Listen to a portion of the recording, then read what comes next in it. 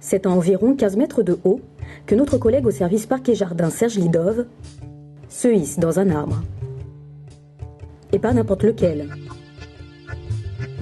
Ce platane de grande envergure abrite les Bienvenus.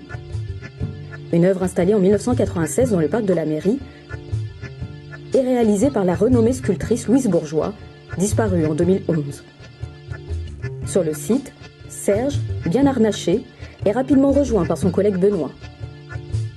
Ceux-ci sont également soutenus par l'équipe spécialisée dans les lagages.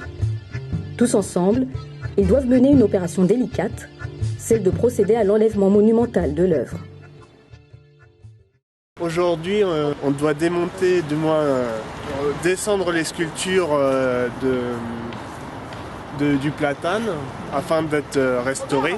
Et donc j'ai vu qu'il y a des cordes, c'est pour fixer justement... Alors en fait là les cordes, les deux premières, c'est pour eux, pour qu'ils puissent monter dans le platane.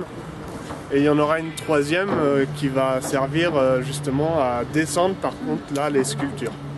Après un travail minutieux et précautionneux, les Bienvenus sont descendus avec succès. Ces sculptures en forme de nid sont composées de 2 masses en fonte d'aluminium, dont l'une pèse 86 kg et l'autre 100. Elles seront d'abord restaurées avant de figurer dans l'exposition Les Papesses, organisée par la collection Lambert en Avignon, du 8 juin au 13 octobre prochain. Cette exposition prestigieuse regroupera 150 œuvres de femmes sculpteurs importantes, telles que Camille Claudel, Louise Bourgeois, Kiki Smith et bien d'autres.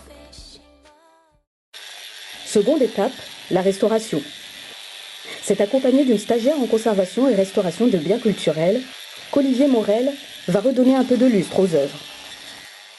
Pour l'instant, c'est, je dirais, un nettoyage assez fin, parce qu'elles sont en relativement bon état. Mais l'aluminium, elles sont donc constituées en aluminium, qui est une fonte d'aluminium. Et il y a des parties mates et des parties polies. Et le travail consiste en fait à redonner un peu de lustre à ces sculptures. Et puis elles ont quand même subi des dégradations lorsqu'elles étaient dans les arbres, notamment des concrétions. Donc on a dégagé ces concrétions par microbillage avec des abrasifs très doux qui ont permis d'enlever ces concrétions. Alors soit c'était des concrésions d'oxyde en fait, d'oxyde d'alumine.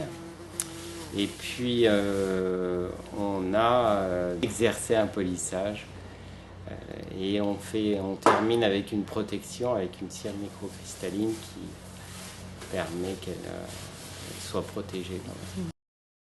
Ce n'est pas la première fois qu'Olivier découvre ses œuvres. À l'origine, les sculptures étaient accrochées à un tilleul, mais une tempête survenue en 1999 a abattu l'arbre et fait tomber les sculptures.